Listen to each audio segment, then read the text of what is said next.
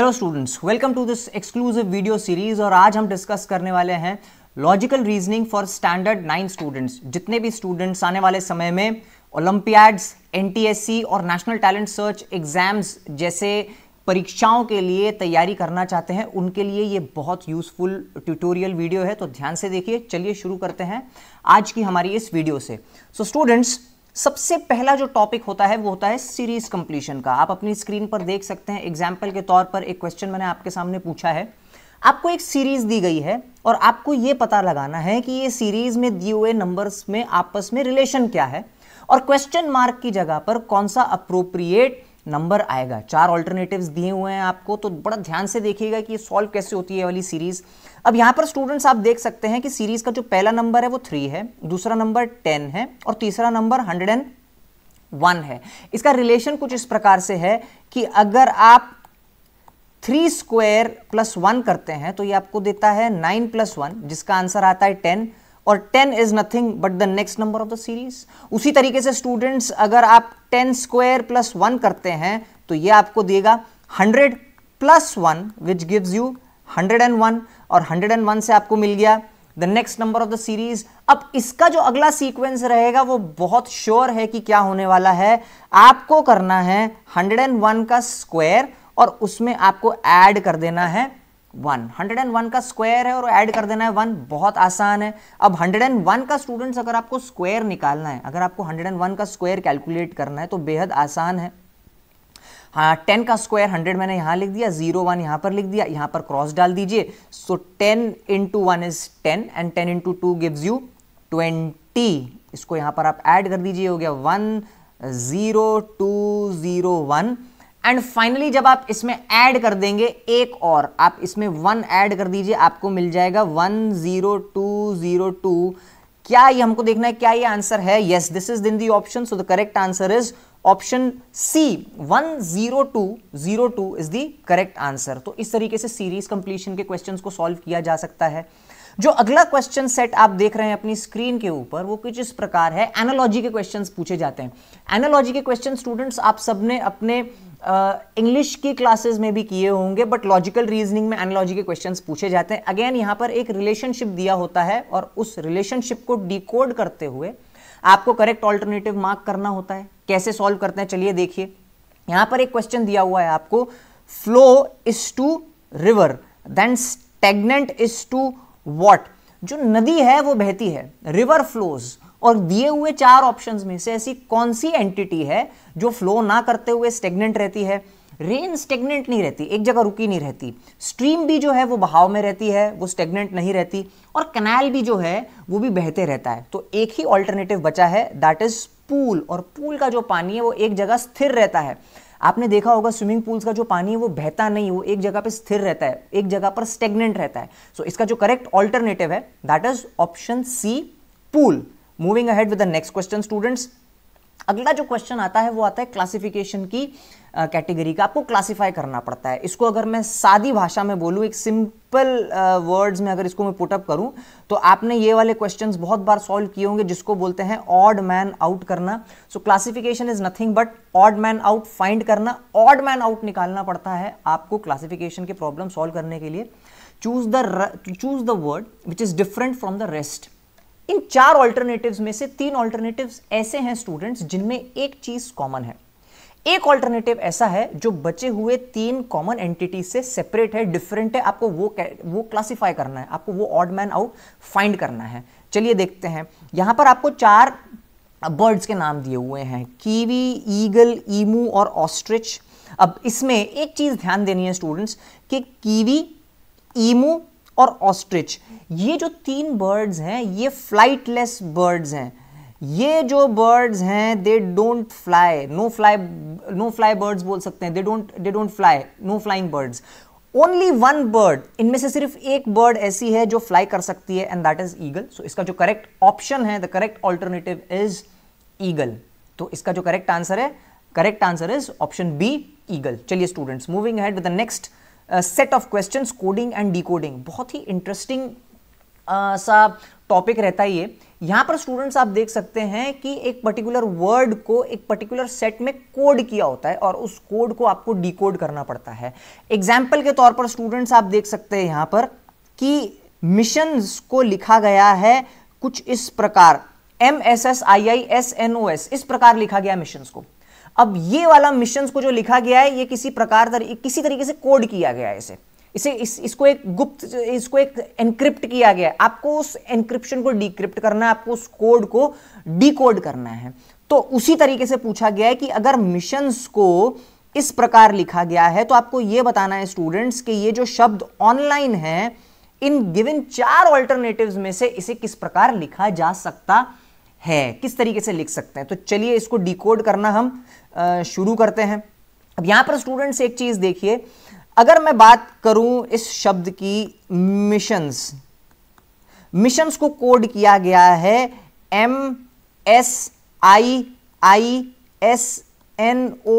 इस प्रकार। तो यहां पर एक ऑब्जर्वेशन स्टूडेंट्स हमारे सामने आता है, वो ऑब्जर्वेशन कुछ इस प्रकार है कि जो पहला और आखिरी लेटर है कोडेड फॉर्म और डिकोडेड फॉर्म का दोनों सेम है। इसका मतलब यह है कि पहले लेटर को एज इट इज रखा गया है और आखिरी लेटर को एज इट इज रखा गया है। जो चेंजेस हुए हैं, जो कोडिंग हुई है, वो सिर्फ अंदरूनी लेटर्स में, अंदर के लेटर्स में हुई है। अब ये वाला ऑल्टरनेटिव अगर आप देखते हैं तो ये ऑल्टरनेटिव एक आंसर में दिखता है। ऑनलाइन का पहला लेटर O है और आखिरी लेटर E है। वो आप देख सकते हैं कि ऑप्शन नंबर डी में और ऑप्शन नंबर सी में नहीं है। और यही चीज आप स्टूडेंट्स देख सकते हैं कि ऑप्शन नंबर बी में भी वो चीज नहीं दिख रही है। तो बाय डिफॉल्ट बचता सिर्फ एक ही ऑप्शन है, दैट इज ऑप्शन ए। लेकिन हम यहां रुकेंगे नहीं, आगे के कोड को भी हम वेरीफाई करने की कोशिश करते हैं। अब एक चीज देखिए स्टूडेंट्स, यहां पर इन 2 लेटर्स को आपस में इंटरचेंज किया गया है।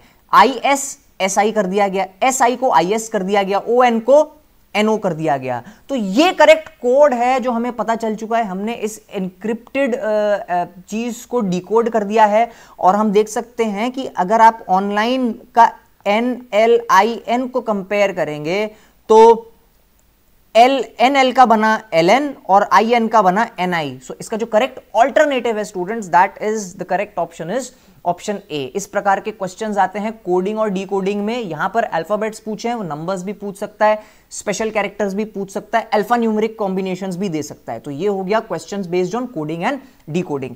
चलिए students, let's move ahead.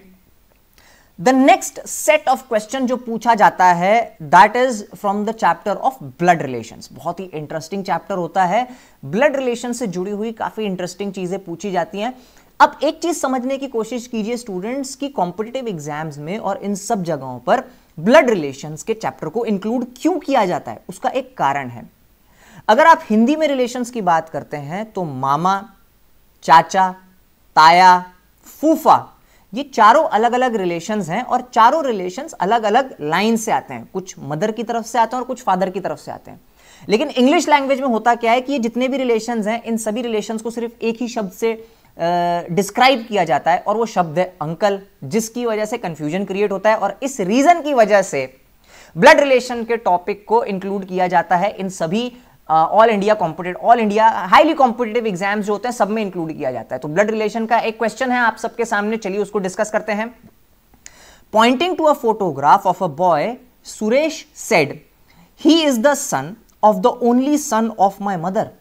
How is Suresh related to that boy. आप में से बहुत सारे स्टूडेंट्स ने इसको सॉल्व भी कर लिया होगा। 4 ऑल्टरनेटिव्स हैं, ब्रदर, अंकल, कजन और फादर। अब देखते हैं ही इज द, अब इसको आप ब्रेक कैसे करेंगे, इसको आप कुछ पार्ट्स में ब्रेक कर सकते हैं students. He is the son of the only son of my mother, only son of my mother, only son of my mother, only son of my mother. My mother means mummy, only son means उसका बेटा, son of only son मतलब father. सो इसका जो correct answer है, इसका जो correct alternative है students, that is option D, that is option D. तो Suresh is related to that boy as his father, वो फादर है। ये चीज स्टूडेंट्स आपको याद रखनी है। ब्लड रिलेशंस के अलग अलग क्वेश्चंस आते हैं अलग, बट ये सबसे एक एग्जांपल के तौर पर सबसे आसान क्वेश्चन था जो मैंने पुटअप किया। इसका लेवल ऑफ डिफिकल्टी धीरे धीरे बढ़ती जाती है। आप जैसे ही हायर एग्जाम्स के लिए अपीयर होंगे, क्वेश्चंस के टाइप्स भी बदले जाते हैं जो आपके साथ डिस्कस किए जाएंगे। सो ब्लड रिलेशन का ये एक क्वेश्चन था जो मैंने आपके साथ डिस्कस किया। चलिए students, moving ahead with the next one, और यहां आता है सबसे interesting aspect of logical reasoning, and that is called as puzzle test. Must solve questions होते हैं ये वाले, और पजल टेस्ट में स्टूडेंट्स हमेशा से एक चीज रहती है कि पजल टेस्ट आएगा ही आएगा। इसकी खास बात यह है कि अगर आपने पजल को सॉल्व कर लिया तो सीधा सीधा 2 से 3 क्वेश्चंस एक ही बार में सॉल्व होते हैं। अदरवाइज ये बहुत ज्यादा मार्क्स डिडक्ट भी करवाता है, क्योंकि अगर पजल सॉल्व नहीं हुआ तो समय भी वेस्ट होता है। तो यहां पर आप देख सकते हैं पजल टेस्ट दिया है स्टूडेंट्स आप सबके सामने। Directions based on the information given below, solve the following puzzle. An art and culture exhibition is being organized in Pondicherry. 5 different states will represent their art exhibition in the exhibition during 6 days of a week, starting Monday and ending on Saturday. One of these days shall be a rest day. अब आपको conditions दी हुई हैं, 5 conditions. इन conditions के हिसाब से आपको इस puzzle को सॉल्व करना है, आपको इस पजल को सॉल्व करना है। चलिए इस पजल को किस तरीके से सॉल्व किया जा सकता है हम वो देखते हैं। सबसे पहली चीज, द 5 पार्टिसिपेटिंग स्टेट्स सबसे are Andhra Pradesh, Madhya Pradesh, MP, Punjab, Uttarakhand and Gujarat. अब यहां पर स्टूडेंट्स एक कंडीशन दी हुई है, वो कंडीशन ये है कि 5 स्टेट्स हैं और हफ्ते के 6 दिन एग्जीबिशन लगेंगी, 1 दिन ऑफ रहेगा, 1 दिन रेस्ट डे रहेगा। अब वो 1 दिन रेस्ट डे क्या रहेगा हम इसको मार्क कर लेते। तो व्हाट आई विल डू, इसको करने से पहले मैं स्टार्ट करता हूं। यहां पर आ गया Monday, Tuesday, Wednesday, Thursday, Friday, Saturday and Sunday. ये 4 दिन आ गए। ये पूरे 7 डेज ऑफ द वीक हो गए, 7 डेज ऑफ द वीक हो गए। इसमें से एक रेस्ट डे रहेगा और बाकी 6 दिनों में एग्जीबिशन लगेगी। तो किस तरीके से एग्जीबिशन लगेगी चलिए देखते हैं। The rest day is between the days when Andhra Pradesh and Gujarat exhibit their art.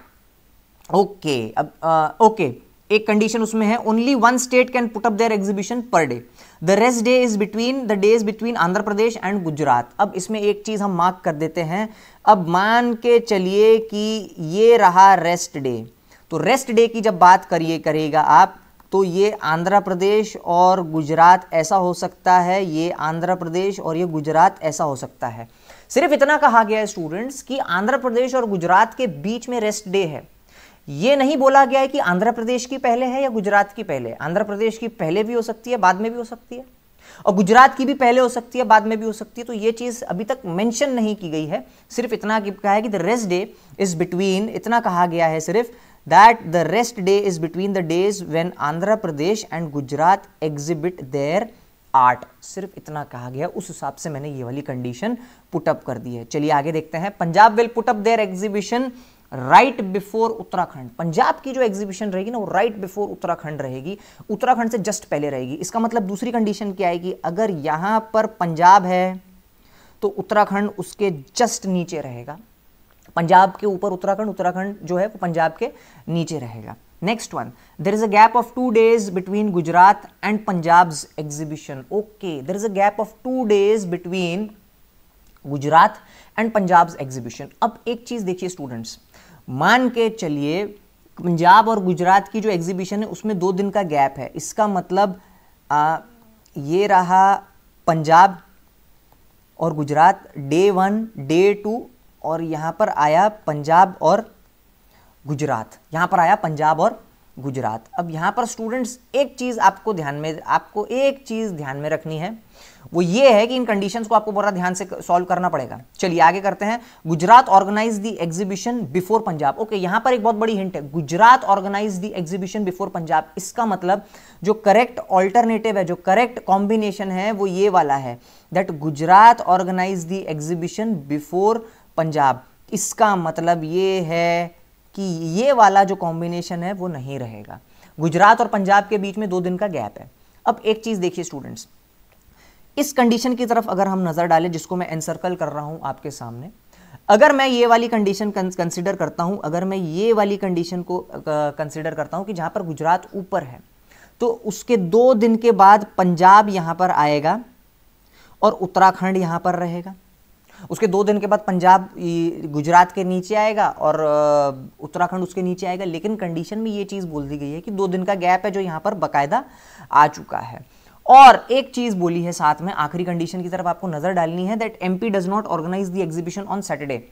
MP की ऑर्गेनाइजेशन, एमपी की जो आर्ट एग्जीबिशन है वो सैटरडे को ऑर्गेनाइज नहीं होती है। तो यहाँ पर स्टूडेंट्स अब आपके सामने ऑप्शन आ गया है, आपको ये एक कंडीशन दे दी गई है कि गुजरात 1 दिन की गैप, 2 दिन की गैप, और यहाँ पर आएगी पंजाब की एग्जीबिशन, पंजाब की एग्जीबिशन के जस्ट नीचे आएगी उत्तराखंड की एग्जीबिशन।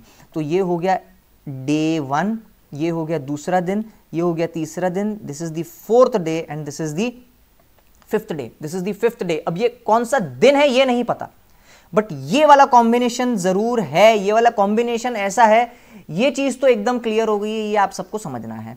5 दिन हो चुके हैं, 2 दिन बचे, इनमें से एक रेस्ट डे रहेगा।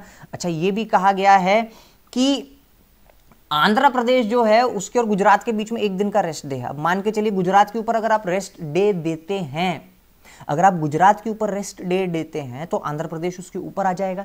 इन सब कंडीशंस को ध्यान में रखते हुए आपको स्टूडेंट्स सॉल्व करना है इस पजल को। मैंने आपको हिंट दे दी है, आपको पजल सॉल्व करना है स्टूडेंट्स। अब आप बताइए पजल का करेक्ट कॉम्बिनेशन क्या रहेगा। बहुत आसान पजल है, काफ़ी एक्सप्लेनेशन मैं आपको दे चुका हूँ। आपको इस पूरे पजल को फाइनली सॉल्व करना है, सिर्फ फॉर्मेलिटी रहेगी, बाकी सब कंडीशंस तो मैं आपको बता ही चुका हूँ।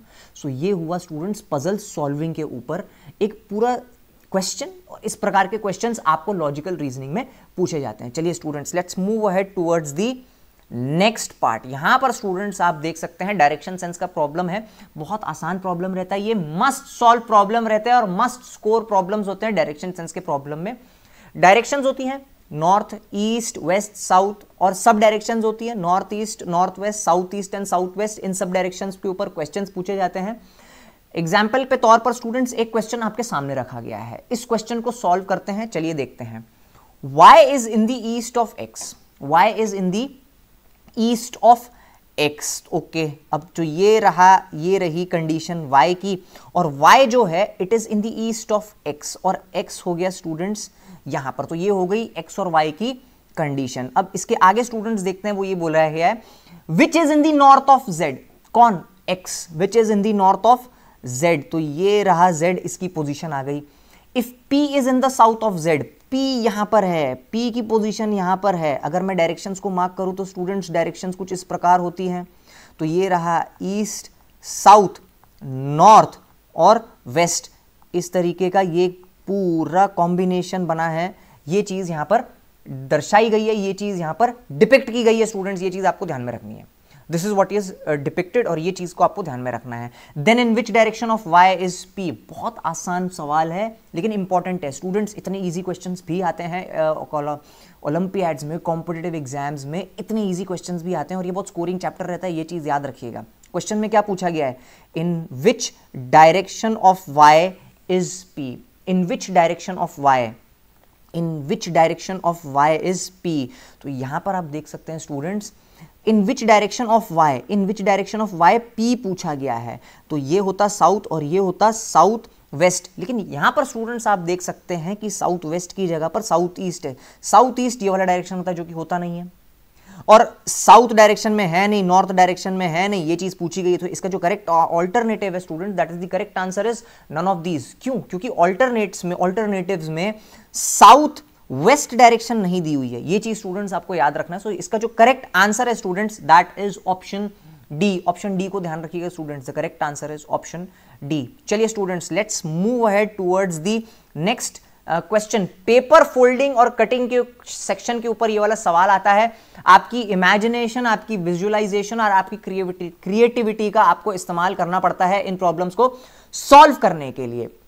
In the following question complete the missing segment bye selecting from the given alternative. अब यहां पर स्टूडेंट्स देखिए, आपको एक करेक्ट, आपको बेसिकली इस डायग्राम को कंप्लीट करना है, और जो 4 ऑल्टरनेटिव्स हैं A, B, C और D, इनमें से करेक्ट ऑल्टरनेटिव कौन सा होगा ये आपको चूज करना है। चलिए इस डायग्राम को, फिगर को पहले कंप्लीट करते हैं। यहां पर मैंने इस लाइन को यहां पर जोड़ दिया, आप देख सकते हैं मैंने इस लाइन को यहां पर जोड़ दिया। उसके बाद में स्टूडेंट्स मैंने ये वाली लाइन को यहां पर ऐड किया। मैं बेसिकली उसके बाजू वाला जो फिगर है पूरी तरीके से उसको रेफर कर रहा हूं, और ये वाली एक लाइन को मुझे ये यहां पर इस प्रकार कंप्लीट करना है। तो यहां पर स्टूडेंट्स अब अगर आप देखते हैं तो ये वाला जो फिगर है, आप देखते हैं जो मैंने एनसर्कल किया है, ये वाला जो फिगर है ये पूरी तरीके से रिजेंबल करता है ऑल्टरनेटिव बी के साथ में, जो ऑप्शन बी है उसके साथ पूरी तरीके से रिजेंबल करता है ये वाला जो ऑप्शन है, ऑप्शन बी। सो इसका जो करेक्ट ऑल्टरनेटिव है students, the correct alternative is option B. Option B is the correct answer. तो ये रहा क्वेश्चन जो आता है पेपर फोल्डिंग एंड कटिंग की तरफ से। चलिए students, moving ahead with the next question. बहुत ही आसान और स्कोरिंग चैप्टर रहता है ये, मिरर इमेज और वाटर इमेज। अब स्टूडेंट्स आप एक चीज देखते हैं, मिरर इमेज और वाटर इमेज होता कैसे है। मिरर इमेज और वाटर इमेज अक्सर हम लोग अपनी डेली लाइफ में ऑब्जर्व कर सकते हैं। मिरर इमेज, आप मिरर के सामने जाके खड़ी रहिए, मिरर जो इमेज फॉर्म करता है वैसी मिरर इमेज होनी चाहिए। और वाटर इमेज, अब इसमें एक चीज स्टूडेंट्स याद रखिएगा, मिरर इमेज और वाटर इमेज में फर्क रहता है। फर्क क्या रहता है, मान के चलिए आपके सामने मिरर इमेज निकालनी है, आपके सामने ऑल्टरनेटिव दिया हुआ है मलयालम। अब आपको मलयालम जो कि करेक्ट ऑप्शन है, Malayalam, this is the correct और दिस इज दी, ये करेक्ट ऑप्शन आप इसका फाइंड करना है कि इसकी प्रॉपर मिरर इमेज क्या बनेगी। ये चीज स्टूडेंट्स आपको ध्यान रखना है। अब मिरर इमेज बनाने के लिए आप प्लेस कीजिए इसके सामने मिरर। अब मिरर इमेज जब बनाएंगे तो इसकी मिरर इमेज बनेगी कुछ ऐसे। अब ये एल का बहुत ध्यान से देखिएगा स्टूडेंट्स, एल जो है इसकी जो हॉरिजॉन्टल लाइन है वो अंदर की तरफ रहेगी क्योंकि मिरर की तरफ प्लेसिंग है।